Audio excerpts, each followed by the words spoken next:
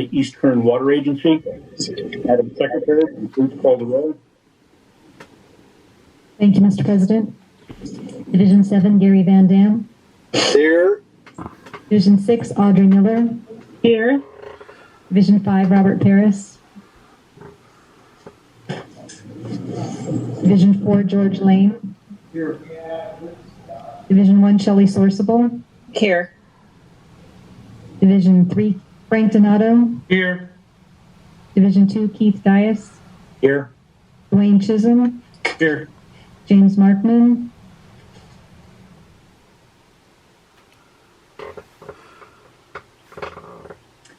He's on mute.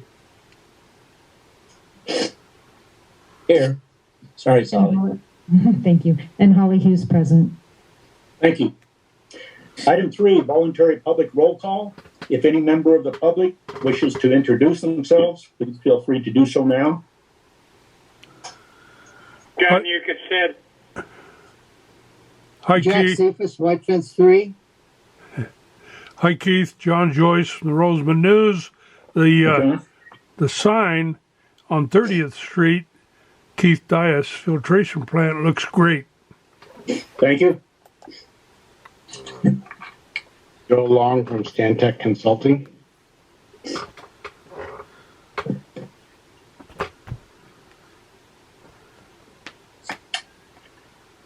We'll move along to item 4, public comments and period open to the public. If anyone wishes to address the board on any item not on the agenda, please feel free to do so now.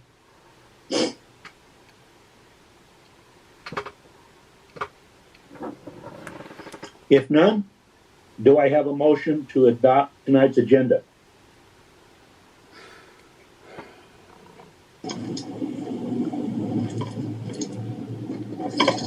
This is Director Sourceable. I'll make a motion to accept tonight's agenda. This is Director Miller. I'll second. Roll call vote, please. Gary Van Dam. Yes. Audrey Miller. Yes. Robert Paris. George Lane. Yes. Shelley Sourceable. Yes. Frank Donato. Yes. Keith Dias. Yes, the measure passes. Item 6, consent calendar. Do I have a motion to approve tonight's consent calendar?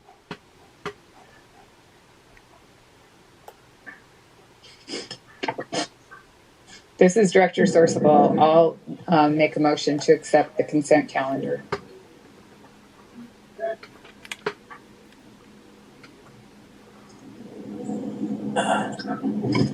Do we have a second?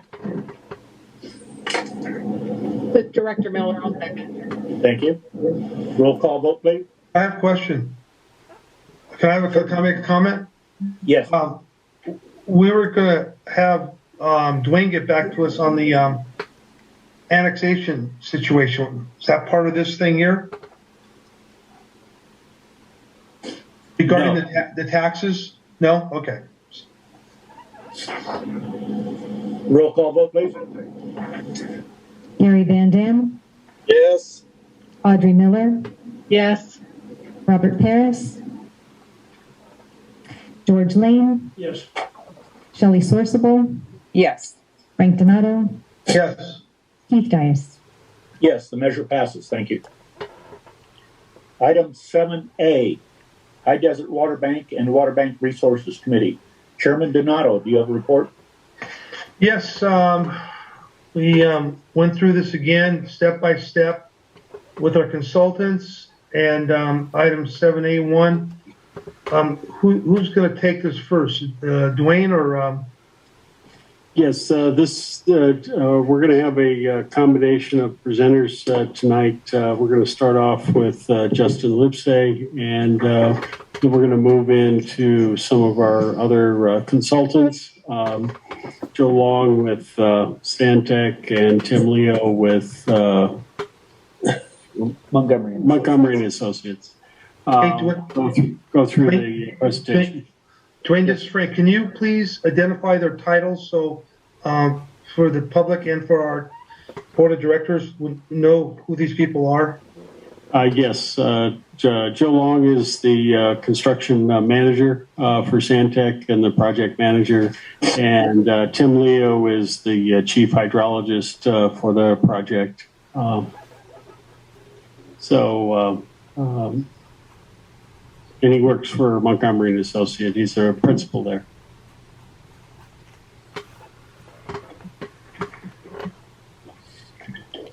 Okay, go ahead. Okay, Justin. Great. Thank you, Dwayne. Good evening, President Dias and members of the board. We have item 7A1 brought back from the last meeting for consideration to award a well drilling contract, Bakersfield Well and Pump.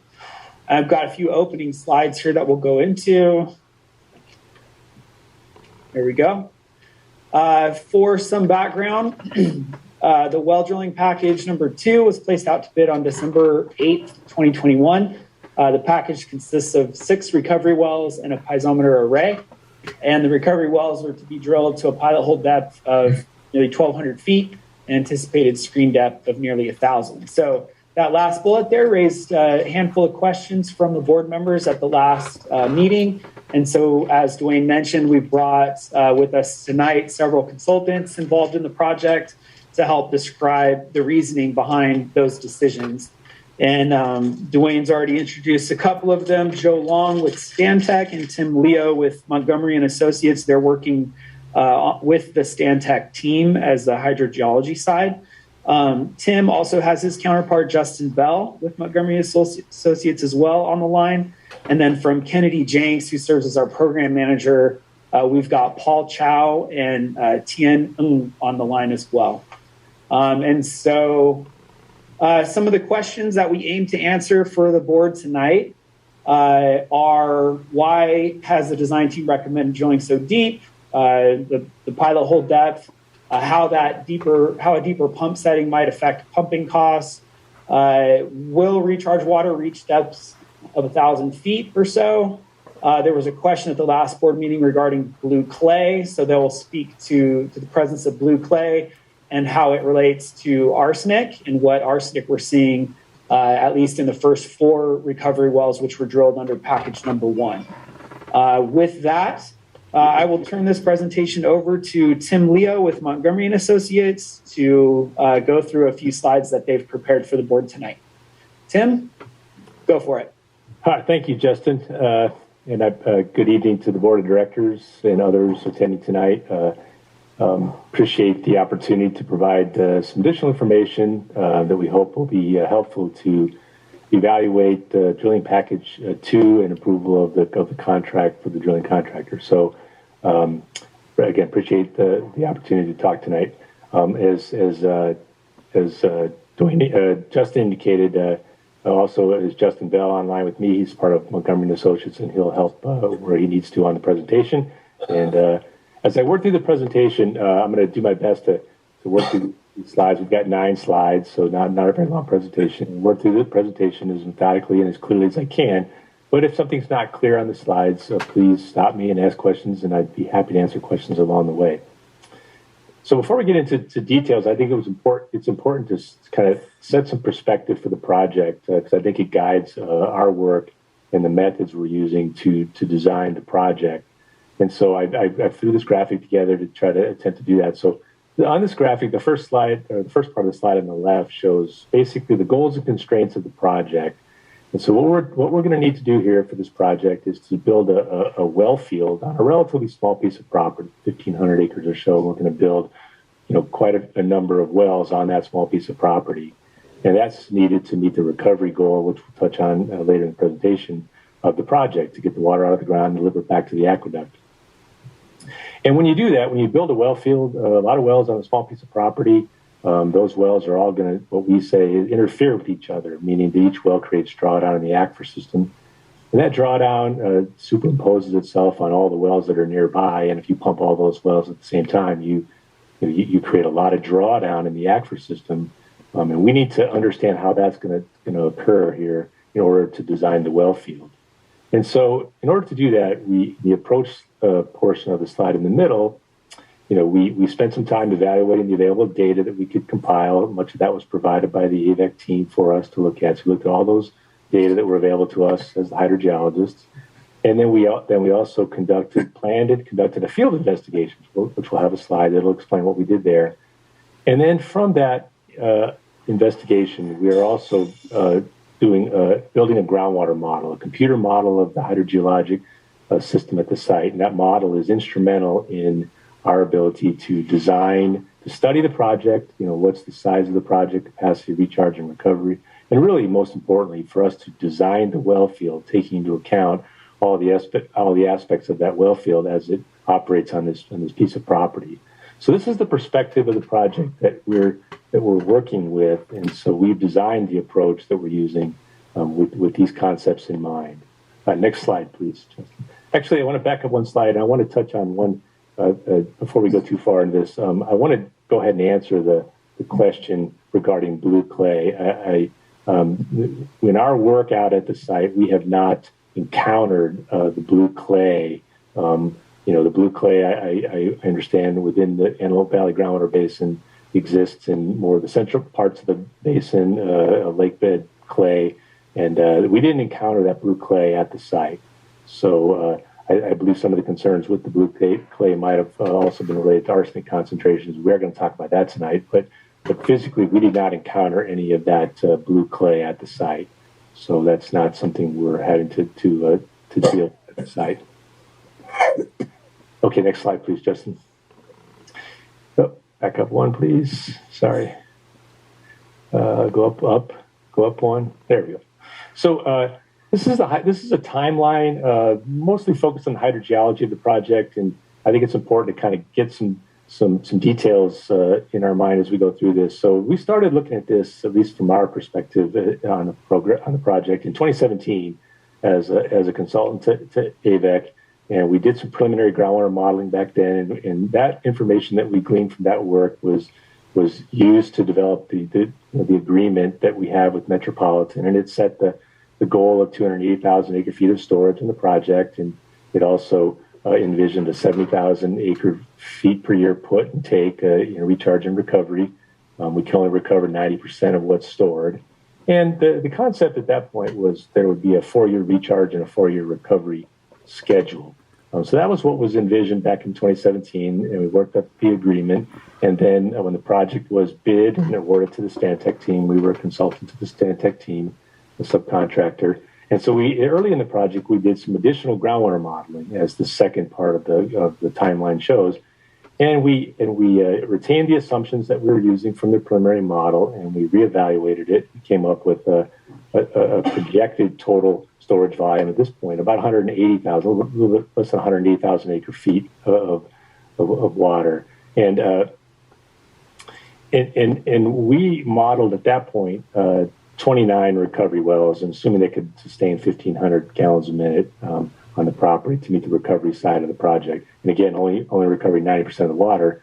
The modeling at that point showed we could do that in, say, 2 to 2.5 years, so less time than the 4-year recovery cycle that was envisioned. So that modeling was very informative for the project to give us a gauge on where we're at in terms of size and operation of the project. Then after that, in 2021, we went to the field, and we had mapped this out in our proposal to do a field exploration program. And the goal of that program was really twofold. One is to get some additional data for further development and evaluation of the project, and also really to build the first 4 recovery wells. We called them pilot recovery wells at that point, but really we built 4 full-scale recovery wells that we'll talk more about in the presentation. And so as part of that preparation for the field program, we looked at, again, the data that we had available to us, and really focusing on the Tajon Ranch wells that we knew existed on the property. We'll talk more about what those wells provided to us in terms of baseline information. We also built some monitoring wells and speedometers as part of the field program to monitor future operations of the project. And then all that data that we collected in that program was analyzed and is currently being, the final parts of that analysis are being done now so that we can update the groundwater model. So we're going to do another phase of groundwater modeling. We're starting that right now. We're going to finish that work in the spring of 2022. And that work is going to largely, design the recovery well field. That's the primary goal for this phase of modeling. We'll also re-estimate recharge capacity based on what we learned from the field. And then as we go through that modeling phase, it'll be important that we get a check on how we envision the bank will operate, because the way the recovery well field will be designed is tied directly to what we envision the most likely operational scenario of the bank will be. For example, are we going to recharge 1 year when there's available water and then wait 4 years to recover the water, or is it going to be a different schedule? That's important for us, and we need to learn more about that to design the well field using the groundwater model. And once we get that modeling work done, we'll have a much clearer idea of what the full recovery well field is going to look like. The first 6 wells of the build out will be drilling package 2, which is envisioned to start here in a few months in 2022, and then following that phase of work, we'll complete the build out in additional drilling probably in 2023 and 2024. So that's basically the timeline of where we've been and where we're headed on the project. So I think it hopefully helps get everybody dialed into kind of where we're headed and then on the project. So next slide, Justin. So this slide here is a summary of the field program that we just completed in 2021, and it was a resounding success. We met all of the exploratory goals that we set out to achieve in the program. And the map on the left side of the slide shows the locations of the 4 wells that we installed, PRWs 1 through 4 on the slide. And it also shows the locations of 2 Tajon Ranch irrigation wells that exist on the property. And in the bullet list there on the slide, summarizes the basic things that we learned from the program. We installed 4 full-scale operational wells they're excellent recovery wells. We saw, we studied the geology at the site and kind of confirmed what we expected to see: a mix of fine and coarse grained sediments down to about 1,200 feet. Water table was about 280 feet, like we expected. The aquifer has moderate permeability out in this part of the basin compared to, say, parts of the middle part of the Antelope Valley groundwater basin, for example. And the recovery well performances were, like I said, were excellent. We had a design capacity estimate of about 1,800 gallons a minute. We thought, based on the Tajon Ranch wells and how they were built and operated, we figured we'd get something on the order similar to those wells, 1,800 gallons a minute out of the wells. Based on the results that we achieved from the field program, in our analysis of the data, right now we believe the wells that we've drilled out there can sustain something on the order of 2,000, maybe 2,100 gallons a minute. So very, very good wells that exceeded the design capacity that we were expecting to meet. We also, another critical part of the program was to get some additional data on arsenic concentrations. We have to deliver this water back to the aqueduct. There will be requirements to do that. One of the key analytes for that is arsenic, and so we did significant sampling work to get more information on arsenic. And what we found in general was that arsenic exists in the groundwater. We kind of knew that, and in general, concentrations from the wells, if you pump the wells out there, the 4 wells that we installed, the concentrations exceed the federal maximum contaminant level of 10 parts per billion for arsenic, and that's a threshold for drinking water standards, and it may be some threshold evaluated and delivered to the aqueduct, but it may not be the actual threshold used to decide whether the water can go back to the aqueduct with or without treatment. So the composite concentrations that we saw range from 11 to 19 parts per billion. So that's a sample taken from the pumping well, from the wellhead of the well. We also did some additional work, and we'll show that in a minute. And the concentrations in general increase with moderately with depth. So we'll show a graphic of that in a few slides. And the table on the graphic on the slide here shows some information about the wells. They're all, our wells that we built are almost 1,000 to 1,120 feet deep. The next column shows the intervals that were screened to the aquifer system. You can see the third column shows, or the fourth column, I should say, shows the length of screen each of the wells has. And the specific capacity of each of the wells. So the specific capacity is a measure of how much water we can get out of the well for every foot of drawdown.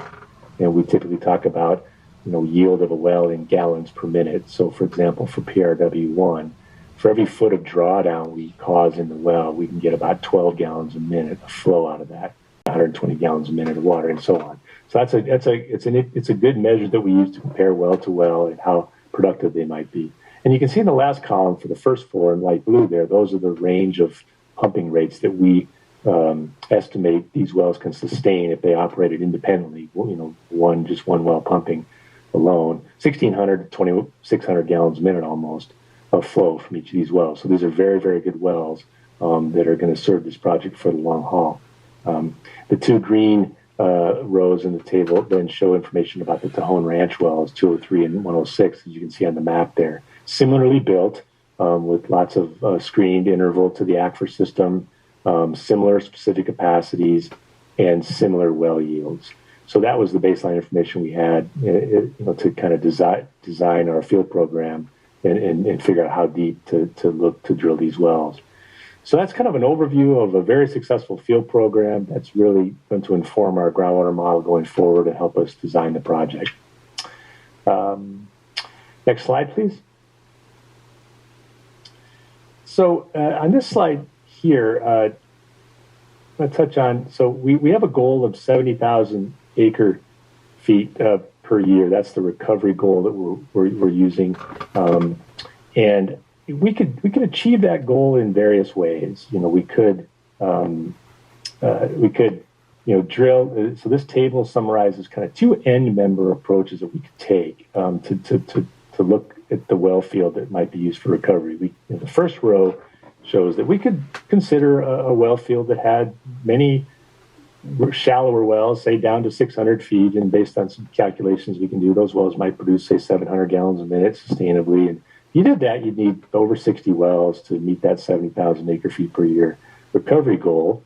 And if you were targeting that shallower groundwater after we recharged the aqueduct water, you might expect that you'd have lower arsenic concentration, say less than 10 parts per billion, because your flow and your well design is targeting that shallower water that came from the aqueduct. However, the cost of building a well field like that would be very high, over $50 million. And that estimate's just a rough estimate based on just the cost of the wells. There'd be significant additional cost to pipe to all those wells. And obviously the operational cost of a well field that big would be high too. So could you build that project? Perhaps, but in terms of engineering feasibility, it'd be about low compared to the other row in the table, which I'll go through now. It would be a much tougher project to build if we had that many wells. So the second row of the table shows more of the path we're on. Deep wells down at the 1,000, 1,200 foot level, as we just showed. Those wells pump 1,600 to 2,600 gallons a minute based on the 4 we built. In that case, you'd need far fewer wells, 17 to 27 wells. We'll probably need somewhere in between those two numbers ultimately. And in this case, we expect that we would get arsenic concentrations that would exceed 10 parts per billion at the composite from the wellhead, and we'd have to then evaluate how to deliver that water back to the aqueduct, either with or without treatment, using some blending schemes or whatever we could figure out to deliver that water back as economically as we could. And the cost of this well field is significantly less. Fewer wells, you're just going to get a lot less capital cost to build that well field, plus less piping and whatnot. So a more economical way to build the project. And that's a much easier project to engineering, design, and build. And so this slide also has two questions on it, two of the questions that we understand came up. And the first question there is, can you use some deep and shallow wells? Sure. We could consider a well field that has some shallow and deep wells. In fact, that might be useful if we were going to recover the water immediately after we put the water in the ground. If there's a mound beneath the well field, and we'll show a cartoon of that in a minute here, it might be useful to have some shallow and deep wells. So that's certainly an option. So as we learn more about how this project will actually operate in the future, we'll consider that in the groundwater modeling that we're doing now. The second question that came up was, how do deep wells affect pumping cost? And the answer, as we said there in the text, is for a given pumping rate, a deep well has what we call higher specific capacity. How much flow can we get for every foot of drawdown in the well? And it has a lower pumping cost than a shallow well. And I tried to draw this schematic little diagram here on the right-hand side today to kind of illustrate that. So if the left well is a deep well and the one on the right is a shallow well, and we're assuming they're pumping at the same rate, and when you do that, you're going to incur a certain amount of drawdown in that deep well, which is shown by that little S with the little D there. that's the drawdown we're going to see in that well conceptually. And if you do the same thing in the shallower well, because you have a lower specific capacity, you're going to incur more drawdown to get that water out of the ground. And so you're going to have a more lift. So the green shaded area shows the lift that you would be incurring to deliver that water to the surface. And you can see here that the deeper well actually for the same pumping rate would have a low, smaller lift, and then assuming the same size pump, you'd have a lower cost to pump that well. So that's kind of what happens when you compare a deep and a shallow well that are attempting to pump at the same rate. So pumping costs, in fact, are a bit lower for deep wells compared to shallow wells. Please, again, if you have any questions, please feel free to stop, and I'll be certainly glad to answer any questions. Yeah, Director Lane had a question. Mm-hmm. You assume the water will be pumped down over a specific period of time.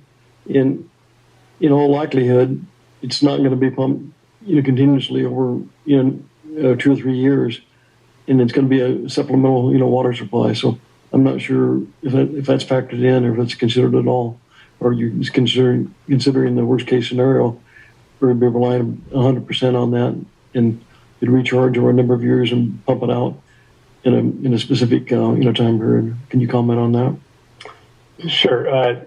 If I understand the question, if I don't, please clarify.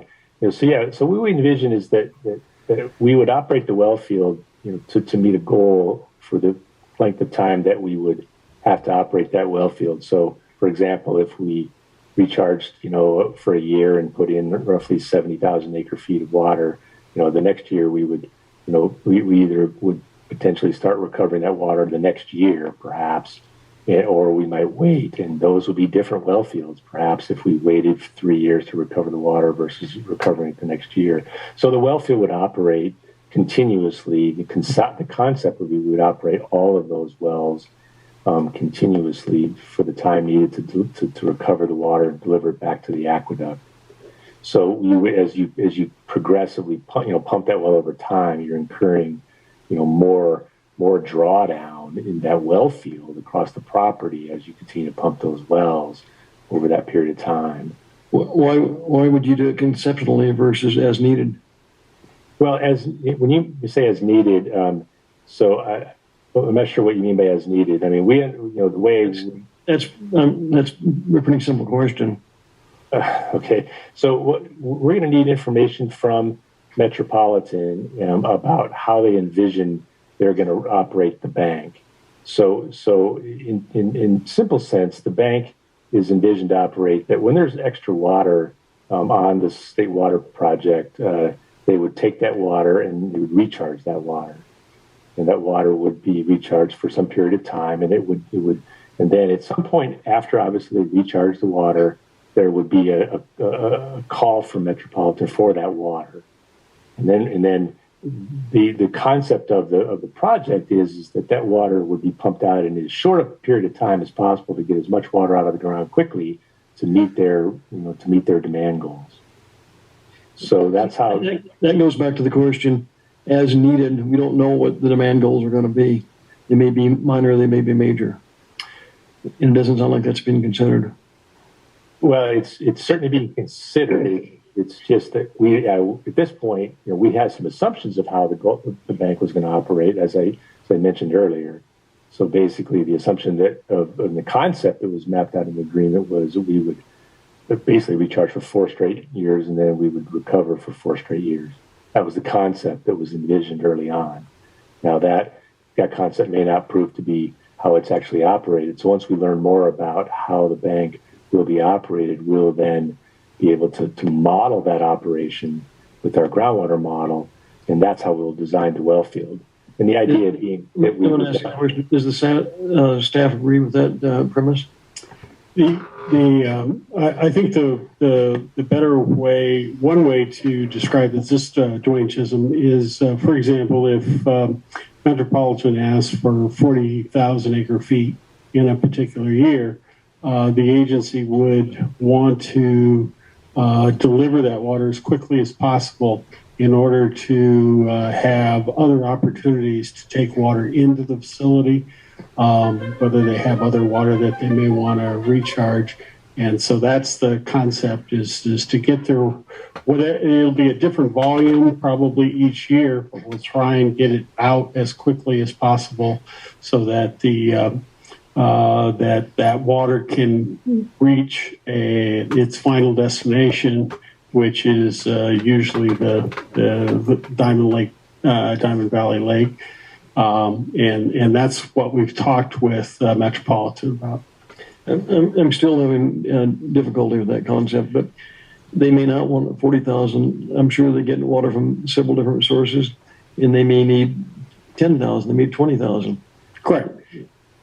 And it would be a shorter period of time that we would be pumping, and that's for the smaller amounts. Yeah, thanks. That was great, Dwayne. And I think that's an important concept that we need more information, and we're currently working up some information for the Avek staff to have a discussion with Metropolitan about how they envision this operating, because that is a critical piece of information we need to. But these wells are being designed to meet maximum demand over the certain specific period of time, and so I just don't know how plausible that is. Maybe it's very plausible. This is the first time we've had a really good explanation this evening. And so, but anyway, I don't think you've considered it. It doesn't appear from what I've been hearing, but we may not need to drill all those wells if it's somewhat less over a longer period of time. But absolutely, you're right. They're needed if it has to be a specific amount of water over a short period of time. Correct, and that's one of the concepts, is to avoid drilling more wells if we can get that water to the aqueduct without having to drill the 27 wells that are currently planned. Exactly.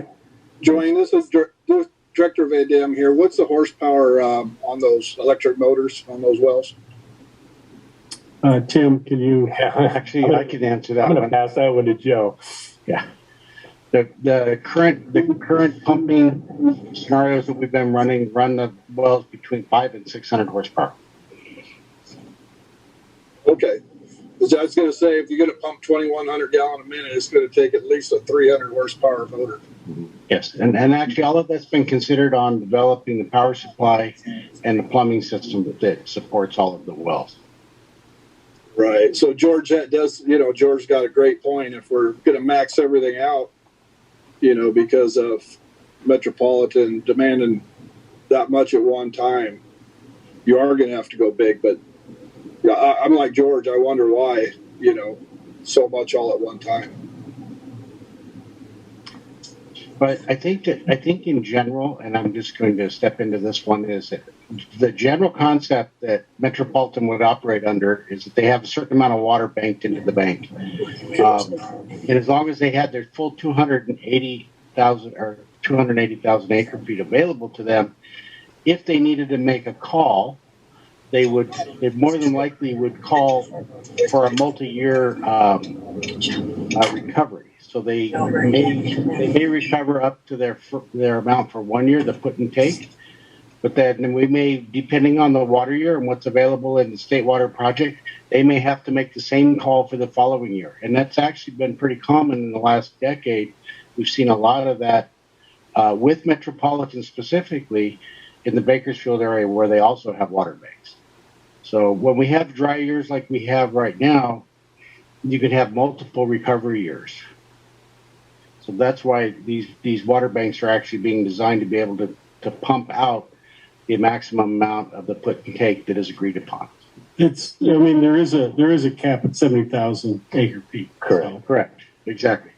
Well, this is Director Sourceable, and this is why Metropolitan has given us these parameters of the 70,000 acre feet in and out a year, and they're willing to pay the cost to build this water bank, because they don't really know. It's hard to know. We don't know what the water availability is going to be, and at any given year. So they want the ability to get 70,000 acre feet in and out a year, period. Am I correct, Dwayne? That's correct. And that's why they're paying for the water bank. And I also want to just reiterate that, we are at a point where, we are, early in the stages of, from our, in our work of updating the tool, the groundwater model that we're going to use. So for this. And so it is a critical element of that update that we're going to go through right now in the next couple of months is to learn more from Metropolitan about how they do envision operating the bank. That will guide us in our modeling, and we'll probably look at a number of scenarios in that work, and then work with the Avek team to decide how to build the well field. I mean, the well field right now, we have 4 deep wells. We're definitely going to need some deep wells to operate this well field to meet these demands. The next 6 are envisioned to be deep as well, and those will be drilled largely after the modeling work is completed. So we'll have the ability to adapt the program if we learn something in the next short period of time that changes how it's viewed that this thing will operate and the parameters it'll operate. So we'll absolutely build a well field that really is in line with those goals and operational scenarios that Metropolitan envisions. Yeah, I'd like to ask, one thing. This is very good, the information, we're hearing. You said we're going to be meeting with Metropolitan regarding, further details. If the board is not apprised of that, we're making major expenditures with not the information we need. And can you keep the board informed, not just meet with them by yourself or your team, and the board is not aware of what's happening? Sure, absolutely. I'd like to interject. You guys are hearing it for the first time. I've heard this thing 3 times. Let's start. I think there's some confusion. This isn't really for AVAC. We're managing this water for Met. We're not paying 1 dime. This is when we get that out, Dwayne, will you get that out on the surface? Because it isn't our cost. We're charging them for our staff time. We're charging them for, what was it, 30% increase is going from what, 110 to 180 million dollars. Met's the ones paying all that stuff, not AVAC.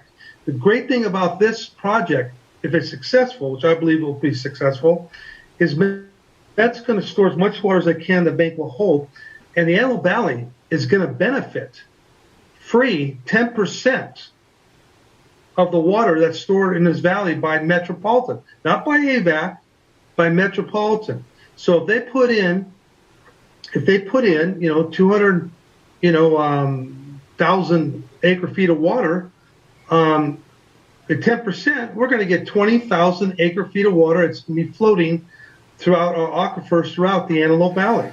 So if it was costing AVAC money, we probably wouldn't be having this discussion, and the committee never would have gone this far because it's out of our reach for this thing, this program. So when you guys are talking about this, the consultants and our management team of AVAC, we please remind everybody this is not costing AVAC, that we have to go to Met to get permission to see how much money they want to spend. Is that clear? Is that what's going on here, Dwayne? Yes. With regards to the contract that AVEC has with Metropolitan, Metropolitan has agreed to pay for all of the capital costs associated with the project.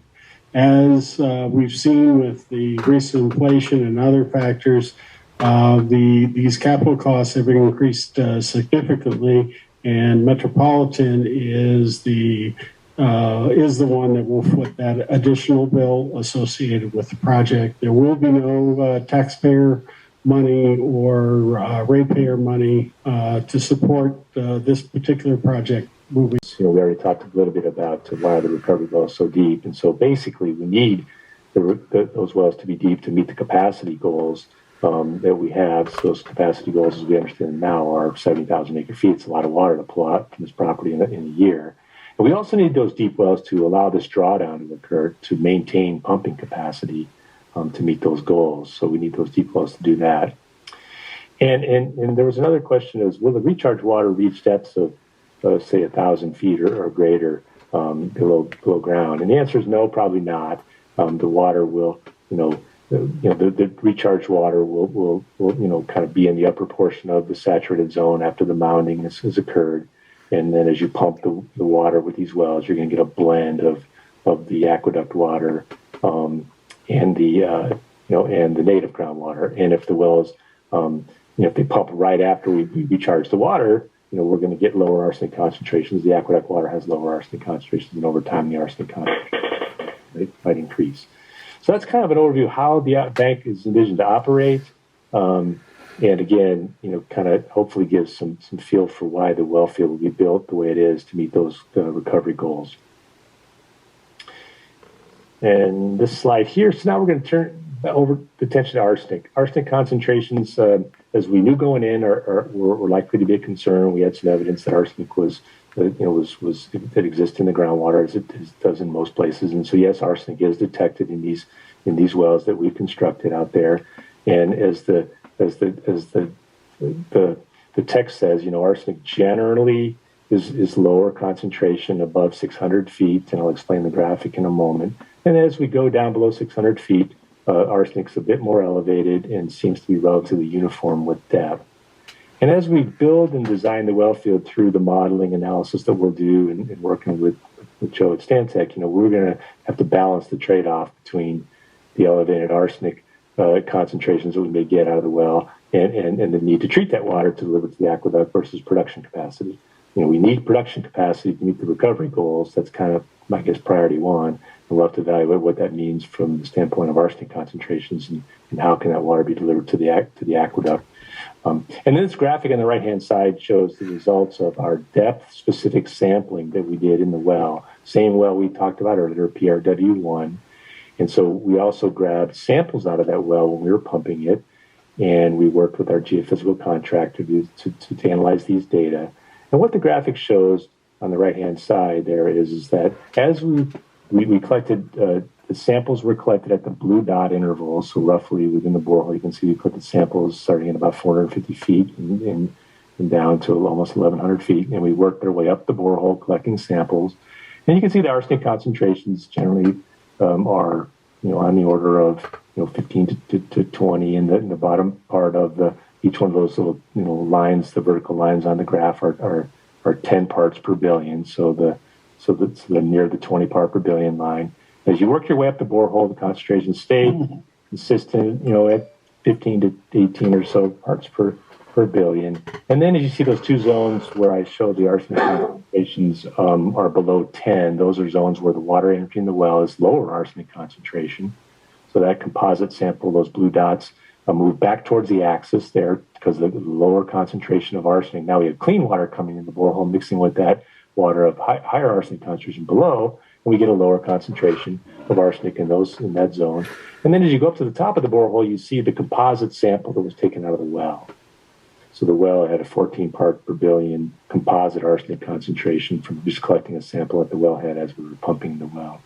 And so you can see this information is important for us to understand so that when we go back to the groundwater model and we can then kind of study that balance and the trade-off between the arsenic concentrations and production capacity to design the most efficient well field that meets the capacity but also minimizes treatment cost.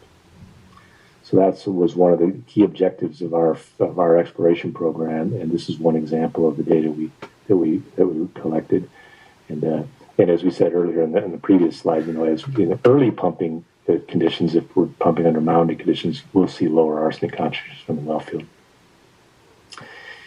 And then the last slide, this is a quick summary. So as we said, the 2021 field program was a resounding success. We achieved all the goals that we set out to achieve. It went very, very well. And so we learned a lot there, and it's really going to feed the design of the recovery well field as we move to the modeling here. The drilling package 2 includes 6 recovery wells and 1 grouted piezometer. The grouted piezometer is another piece of monitoring equipment that we recommend for the project to monitor future operations of the bank. And as we said, fewer wells reduce the well construction cost, the well field construction cost, and that's the path we're on now. And then real quick, the answer to the questions to summarize real quick why the pilot holes and recovery wells so deep. And essentially it's just we need that capacity meet the recovery goals as we understand them today. And we'll adapt the well field design as we learn more about operational schemes that Metropolitan may envision for the bank. How do deep wells affect pumping cost? As we said, that the deep wells are actually a little more efficient in terms of pumping costs because you get a higher specific capacity of the well for a given pumping rate. When we charge water, get down to the deep depths of 1,000 feet. No, it won't. It'll come in from the top and blend with the native groundwater over time. Can we use some deep and shallow wells in the well field? Sure. And we'll look at that as we move to the next phase of modeling and learn more about how the bank might be operated. So we'll look at that. And is our concern for well field design? Yeah, it's a concern, but we're getting good information to be able to balance those trade-offs we just talked about between capacity and arsenic concentrations to maximize capacity and minimize treatment. So I think we're on a good track. I think that we're balancing prudent data collection and information gathering to build the tool that we're going to use to design the well field. And again, our goal to design the well field is to design the most efficient, cost-effective well field that meets the goals the Metropolitan has to operate the bank. So I'd be happy to answer any questions that anybody has. All right. Thank you, Tim, Justin, Joe, for being online and providing that thorough explanation of where we're at and what all has gone into this. We certainly hope that the board of directors has a better understanding for the level of analysis and detail that goes into the engineering side and decisions that are being made or recommended to being made by the engineering and design team. That was a job well done. You did a good job. Thank you, Director Lane. Thank you.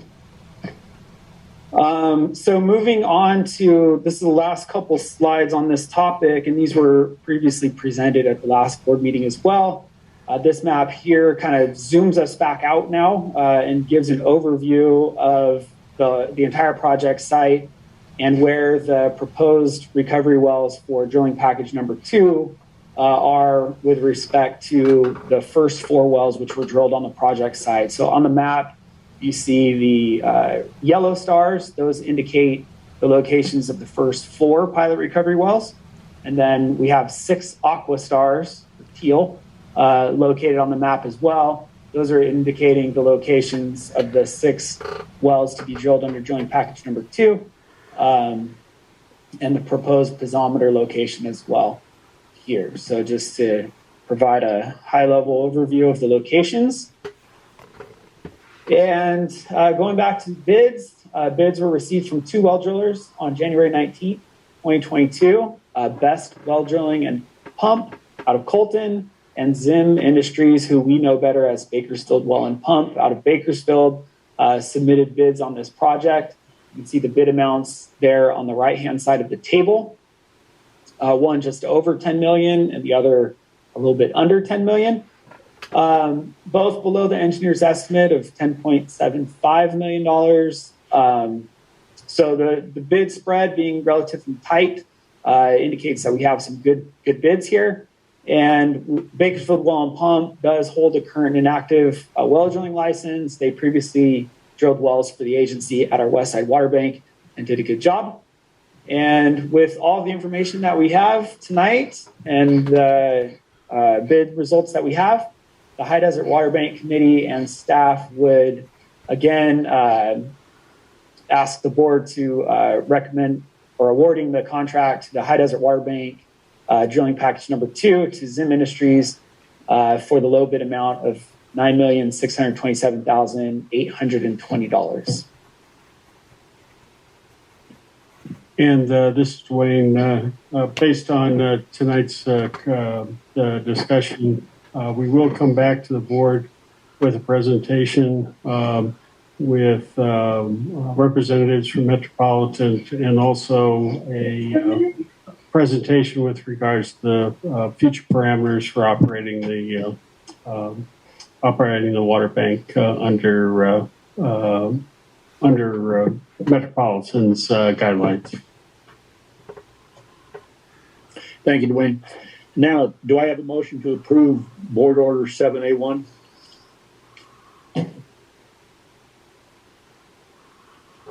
Also move, Mr. President. Thank you. Director Lane. Thank you. This is Director Sorsabal. I'll second. Thank you. Any more questions or discussion?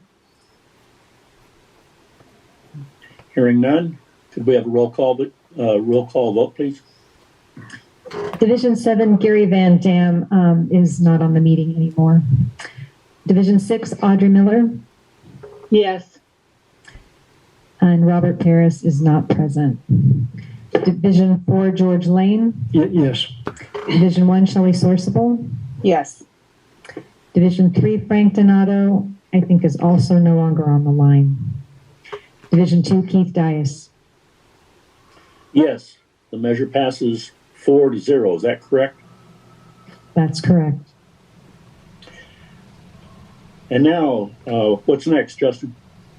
Next, in the absence of the committee chair, we'll move on. 7A2, consideration and possible action on task order number 2 of Kennedy Jenks on-call construction management services agreement for the High Desert Waterbank to support the well drilling package, which was just awarded to Bakersfield Well Pump.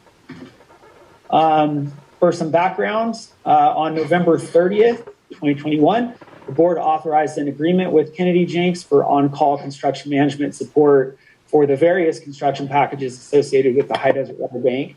The first task order was awarded for the aqueduct turnout, turn-in construction management. The second construction package would be this well drilling package number 2, just awarded to Bakersfield Well Pump. And Kennedy Jenks provided a scope of work and fee for their services under task order 2.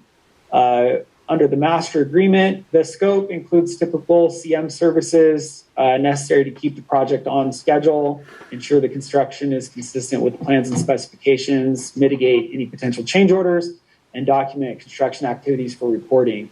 And Paul Chow and Tien Ng from Kennedy Jenks are on the line, and they are prepared to go in a little bit more detail on what those services completely include. So Paul or Tien, please feel free to take it away. Thanks, Justin. Yeah, this is Paul Chow, serving as program manager for Kennedy Jenks for the High Desert Waterbank project. I'm a vice president with Kennedy Jenks. Tien Ng is also on the line. He is serving as the construction manager for the High Desert Waterbank. And so just want to give a brief overview of our scope of services for this task order.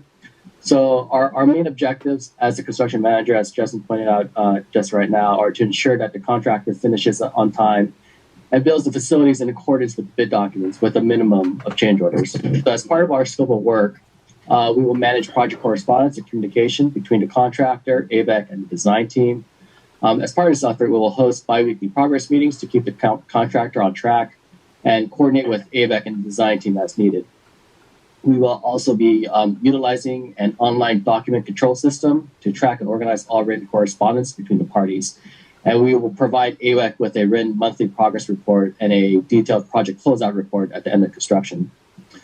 As part of our contractor management scope of work, we will evaluate and help AWEC negotiate change order requests by the contractor.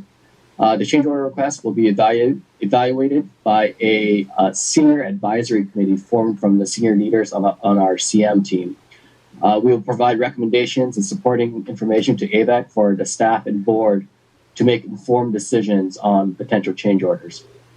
We will also review the contractor's schedule, certify payroll paperwork for prevailing wage requirements, monthly progress payments, and monitor the contractor's safety program on a regular basis. Additionally, we'll review the contractor's record drawings, verify warranties, and develop punch list items for the contractor to complete by the end of construction. Lastly, we'll perform partial inspection and material testing for the project, covering some ancillary aspects of the project, such as the berm construction for the well testing, temporary piping installation, and some non-critical well construction tasks. The project hydrogeologist, Montgomery Associates, and you heard from Tim earlier today, they will provide oversight of the critical well construction activities to ensure that the wells are constructed per specifications and provide final design decisions in the field for the construction of these wells. The board will have a chance to review the hydrogeologist's oversight, scope of work, and fee at a future meeting. But I just want to make sure that you understand that there's no overlap in our scope of services, and that our kind of combined effort for overseeing construction was planned for within the project budget. And it's anticipated that this project will be completed within an 8 to 9 month time period. So with that, I'd be happy to answer any questions that you have. All right. Thank you, Paul, for the overview of the services that KJ is planning to provide during drilling package number 2. KJ provided Avek staff with a proposed fee for the services that Paul just outlined in the amount of $121,444. That amount was based on the fees or the rates, that were approved in the master agreement that last November. That fee is within a reasonable range expected for this type of a construction project. And the High Desert Waterbank Committee and staff would support a recommendation to the board to authorize task order number 2 with Kennedy Jenks for their construction management services in the amount of $121,444. Thank you, Justin. Do I have a motion to approve Board Order 7A2?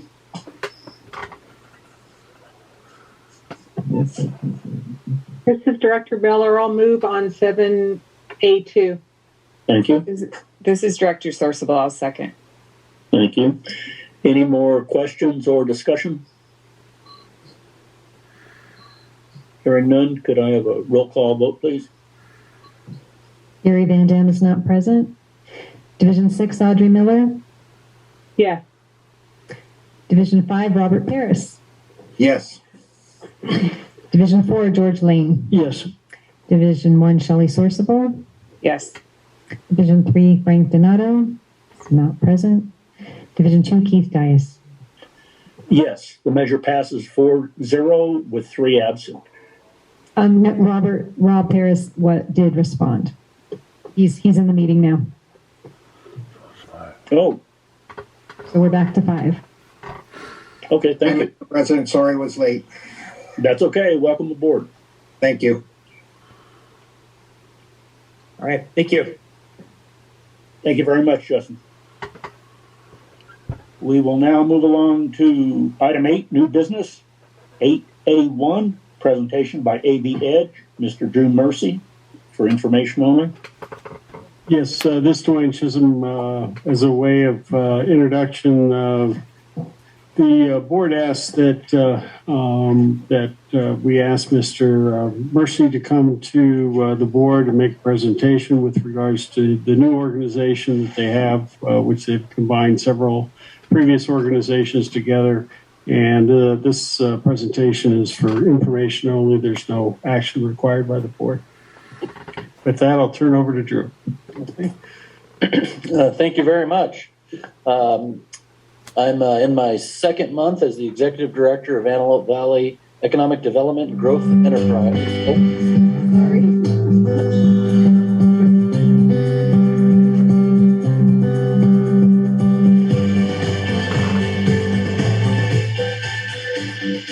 Now turn it off.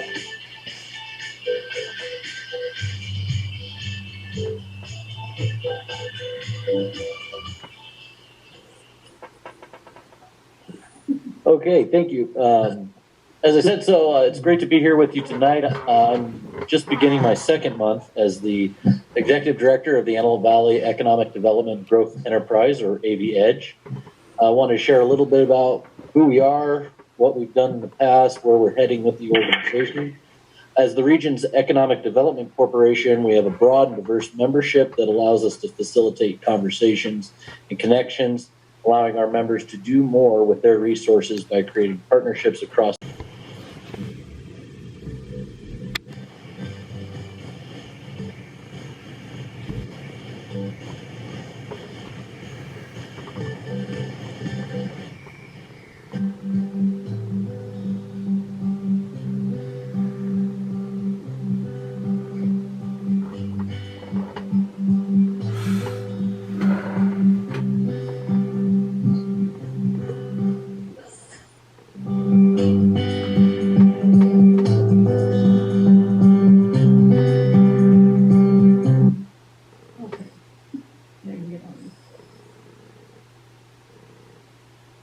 Okay, so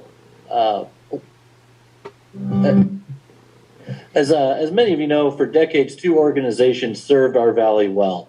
The Greater AV Economic Alliance focused on economic development and helped attract job creators and investment. The AV Board of Trade focused on legislative policy and advocacy. Over the years, they both had great success. By 2020, though, it became apparent that neither organization was as efficient as they could be. Other communities were having success using the Economic Development Corporation model, unifying both organizations' missions along with regional marketing under one umbrella. That merger created AV Edge. In 2021, through restructuring, along with new leadership, a new membership structure and benefit program, including tailored partnership and sponsorship opportunities, a new, more vibrant and active organization was created. I was brought on at the end of 2021, and we continue to advance that progress. We're streamlining and reinvigorating our committee structure to better address the needs of the AV. As part of that, we have one new committee in particular that will be of interest to you. Just last week, our board created the Infrastructure Committee to focus on those vital needs without which we cannot grow or attract jobs and investment. Water, energy, even high-speed internet are the basic things we need to survive and thrive economically. That committee would be greatly assisted by having input from Avek. Our goals and objectives are simple but meaningful. We exist to grow regional economic development in a thoughtful way, ensuring financial sustainability to support new and existing members. That means helping secure land, facilitate employee recruitment and training programs. We support our members through legislative advocacy and implementation of targeted strategic marketing and PR programs aimed at the decision makers in organizations looking for the perfect place to expand or relocate. We work across the board to make our community more attractive, developing educational and vocational training programs to prepare local residents for their best futures, conduct and compile economic data into our annual economic roundtable report and labor market study to teach us and our members what's really happening in our community. The promotion of improved quality of life through environmental protection, public safety, and recreation all tied together. Neither Gavia nor the Board of Trade ever focused much on public safety matters, but some of those are crossing into our realm. As you know, the illegal cartel grows throughout the valley are affecting our environment, our quality of life, people's perception of the community. And so we're working with that from both a public safety and an environmental basis, working with Senator Wilk's office. We're in the process of inviting and bringing down state environmental and Justice Department officials to see firsthand what that's doing to our environment and public safety.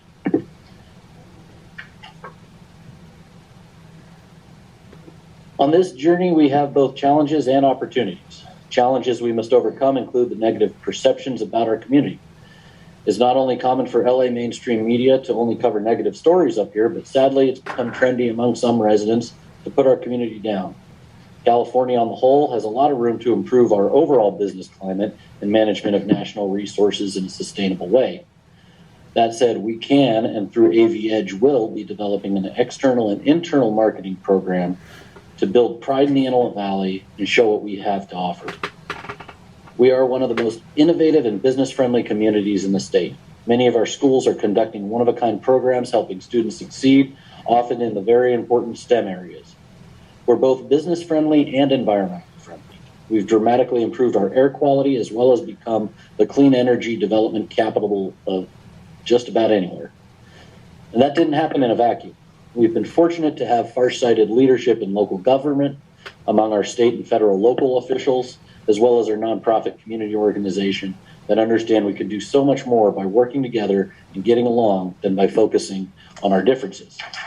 At AV Edge, we work to facilitate those conversations and relationships. When I joined AV Edge in December, the ball was already rolling in the right direction thanks to my predecessor, our staff, and tremendous foresight from our board of directors. But we still have much to do. To that end, we are building stronger relationships with our local governments. Lancaster and Palmdale increased their investment in us to allow for the level of staffing and marketing necessary to accomplish these new goals. In addition to their involvement, we need to include all stakeholders, of which Avek is certainly be. We will also be once again hosting an in-person business conference this spring at the Antelope Valley Fairgrounds, developing a new PR campaign and bringing all communities of the Antelope Valley together, geographically in both Kern and LA counties, but also across core industries of aerospace and energy development, along with independent business, labor, and education. Our partners, our parent organization's partnerships with AVAC go back decades. We are all about utilizing our relationship and efforts to facilitate our members' success. Through legislative advocacy, we can engage our staff and membership to lobby on projects and budget needs. This can be done through support letter generation, as well as our in-person lobby visits in Washington, Sacramento, and other local governments. We use our business relationships to connect others who may not realize they have areas to partner on together. Through our marketing, we create opportunities to tell your story of success, all the great things you're doing to make our valley able to grow in the future. Our valley cannot succeed without AVEC and water, and we want to be there for you the same way that you have been there for us. With that, I'm happy to take any questions and provide answers.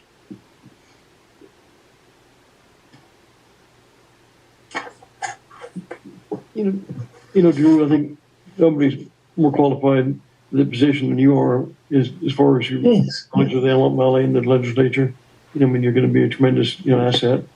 And AVAC has always been involved for decades in the Antelope Valley Board of Trade in dealing with Kimberly Mavers, who was in charge of the Economic Alliance right there. So, that's a really important thing you're doing. And I just can't imagine that AVAC wouldn't be happy to support it. So, I know you'll do a good job when this needs to be done.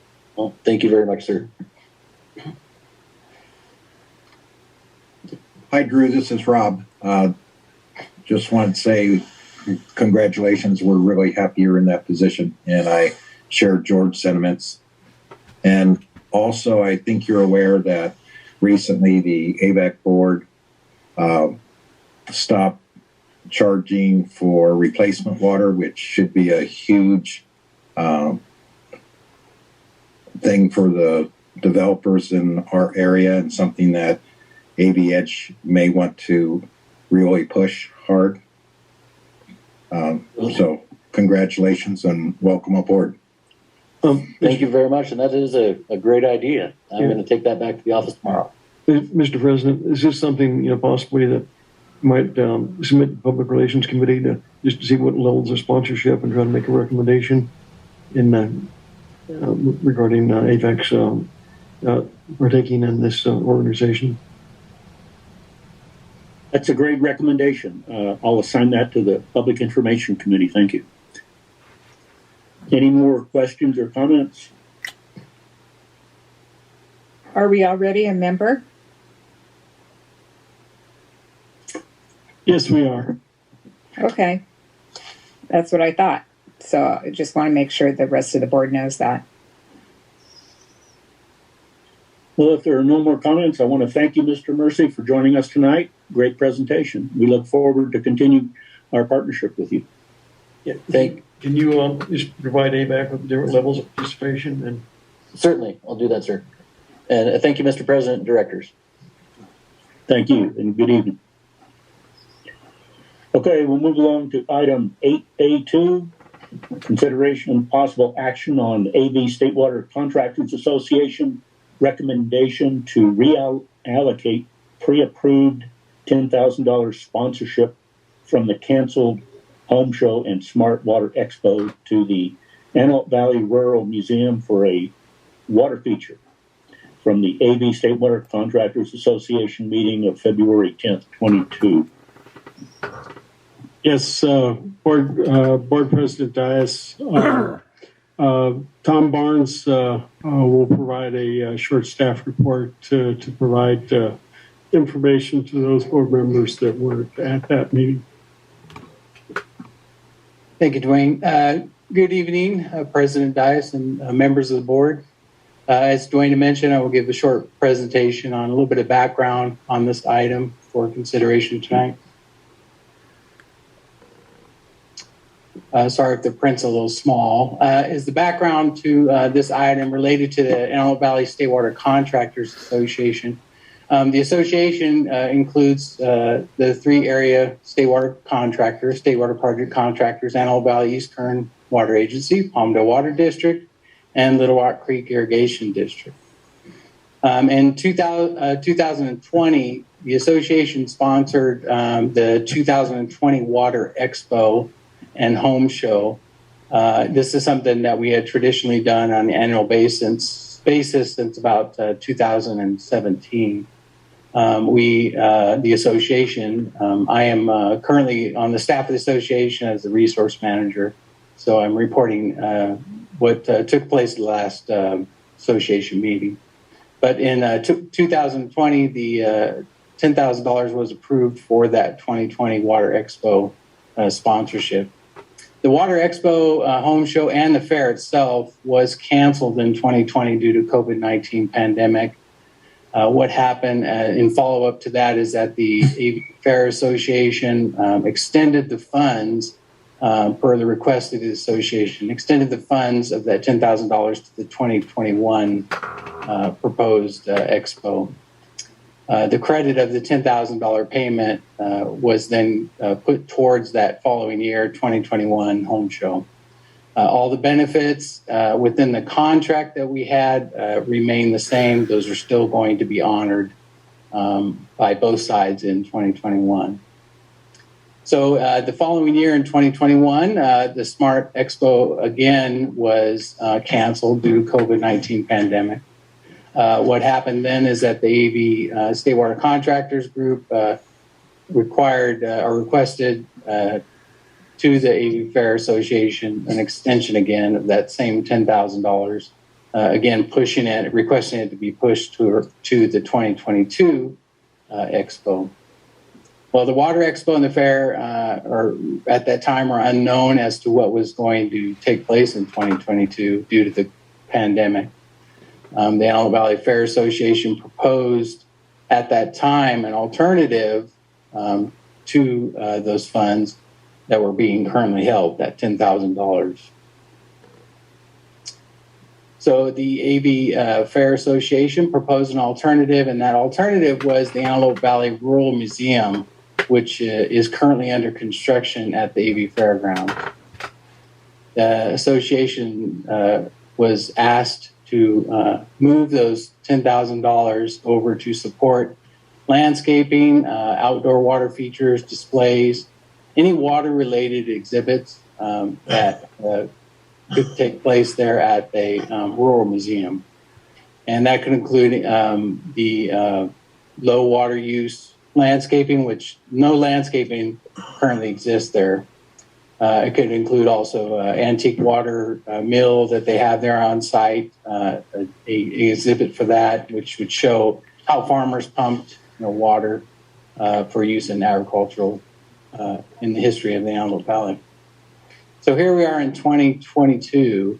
Again, the Smart Expo and the Home Show is not planned for 2022, so there will not be a home show or Smart Expo this year.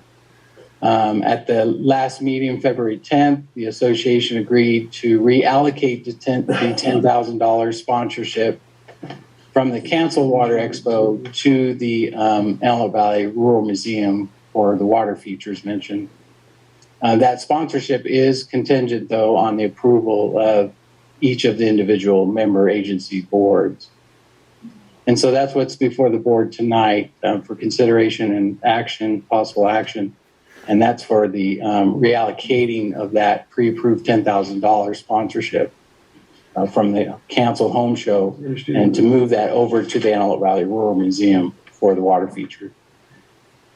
Yeah, Mr. President, I heard that presentation and Tom did a very good job, but I think that's an excellent choice and be well spent, and it would certainly it's going for water conservation and be a beautiful garden, I believe. So I would so move that we approve that expenditure.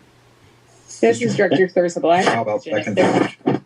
If there's not going to be a exhibit or show, how is this $10,000 going to benefit the public?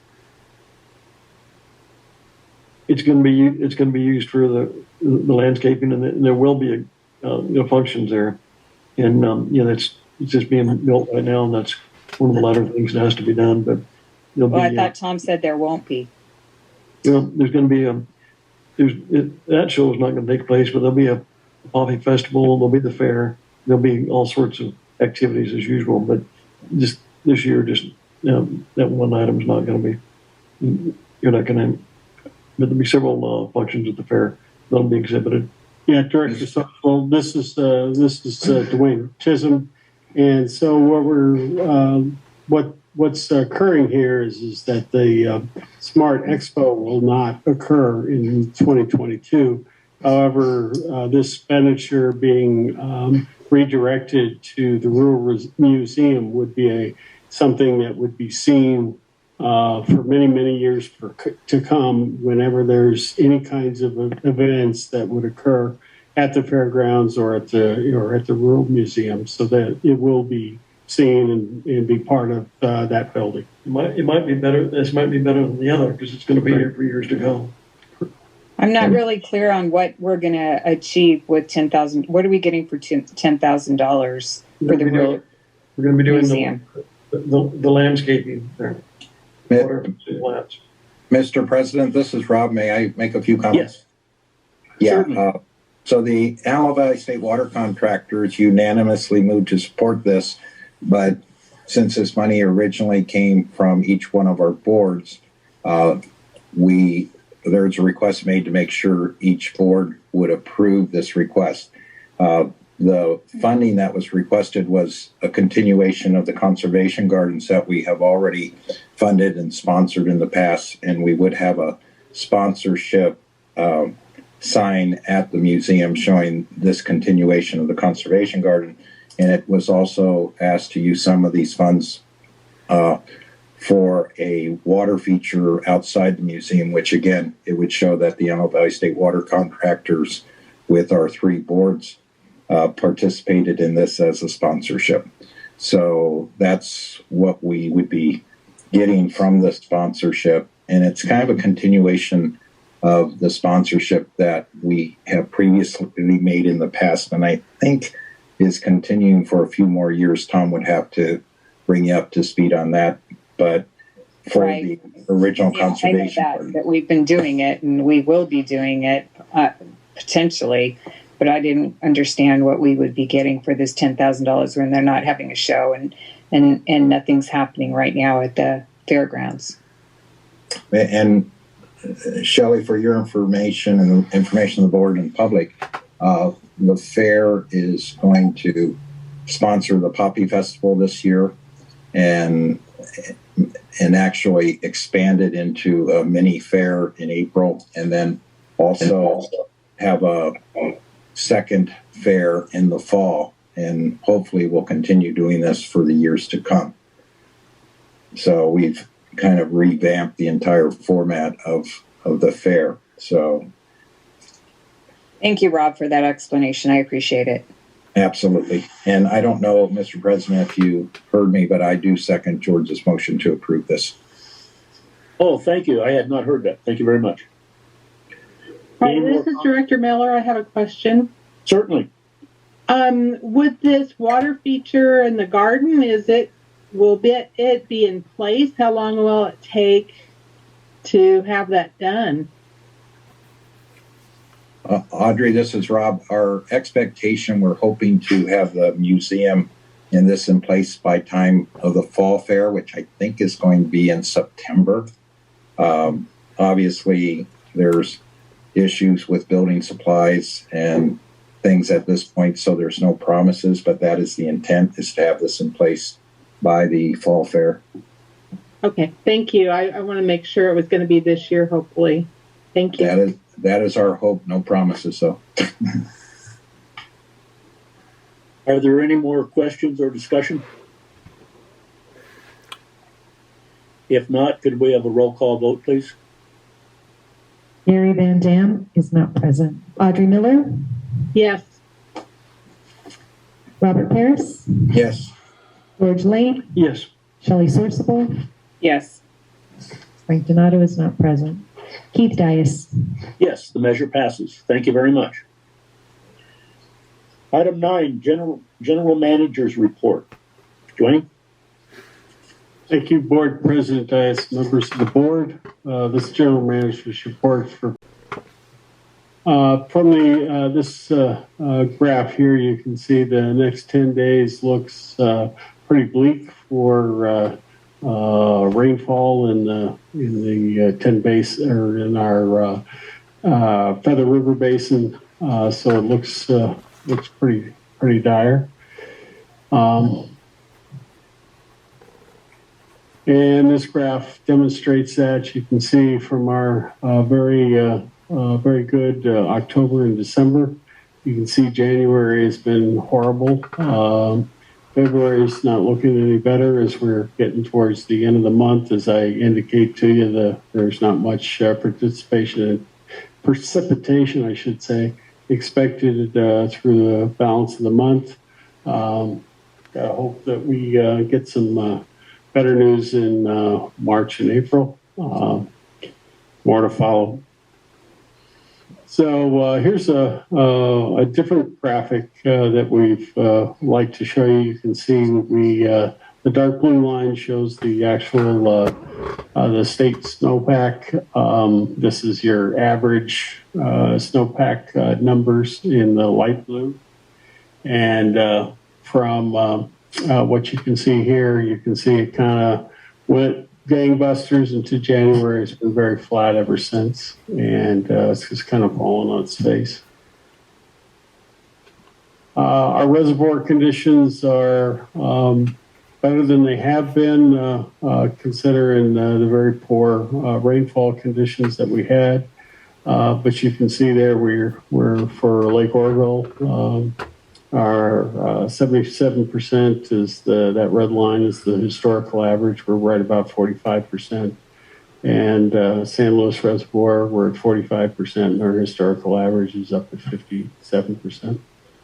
And then you can take a look at some of the other reservoirs throughout the state. And you can see some of them are in better shape than others. But some of them fill very quickly and also empty very quickly. Once again, this is Oroville. You can see our chart there, and we're still well below average.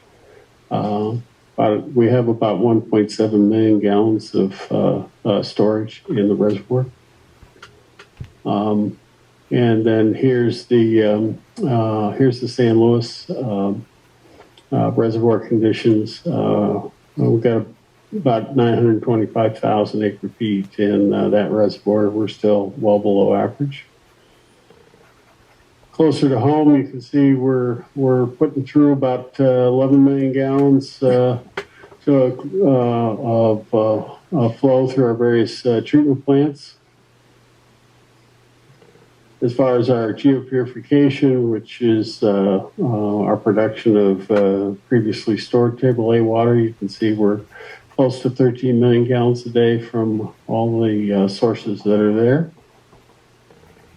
We did include some additional flow into the East Side Waterbank to compensate for the amount of water that we're removing from that area as a water quality operation that we do on a regular basis there for the Lake LA service area. As far as water quality updates, we've collected our first quarter THMs. We're currently in compliance with all THM requirements. You can see our TOC and turbidity are still low in the aqueduct. Very important that our microcystin samples were non-detect in our finished water, and that's a very, very good news. And we're updating our sampling and siting plans for 2022. As far as operation and maintenance goes, we're currently using about 50% of our capacity. Avek, as I mentioned, has increased its recharge rate to 16 acre feet per week within that particular service area. We had a walkthrough on our HVAC upgrade project on 2/15 of 22. Also, Johnson Controls will be at our East Operations building to perform the twice yearly maintenance of our HVAC system. And our water flow into Lake Palmdale should resume in March. As far as our events and schedules, we have a Water Master Board meeting tomorrow at 10 o'clock. Thursday, week from Thursday, we have AV State Water Contractors meeting. And then we also have our redistrict meeting that's being contemplated again for 3/9/22. Be happy to answer any questions that you may have. Any questions for Mr. Chisholm? I will mention that we do have an operations meeting tomorrow where we should get an idea of any changes in the Table A allocation.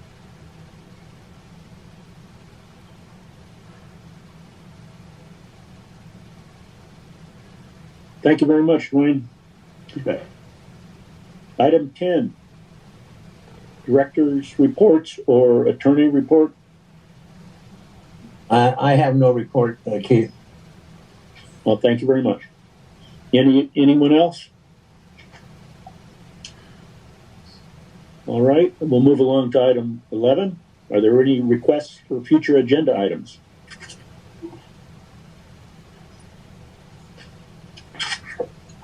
If not, Board President Dias, I just reiterated we will be scheduling those items with Metropolitan as future board items. Yes, thank you very much. If nothing else, item 12, closed session. Dwayne, is there a reason to go into closed session tonight? Yes, we have 2 items, C and D. Thank you very much. Do I have a motion?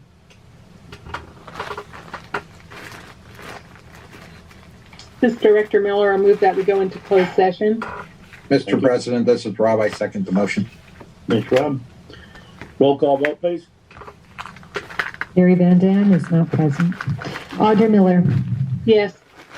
Robert Paris. Yes. George Lane. Yes. Shelley Sorsable. Yes. Frank Donato is not present. Keith Dias. Yes. Measure passes. Thank you very much. We will go into closed session as soon as Holly can do that for us. Thank you.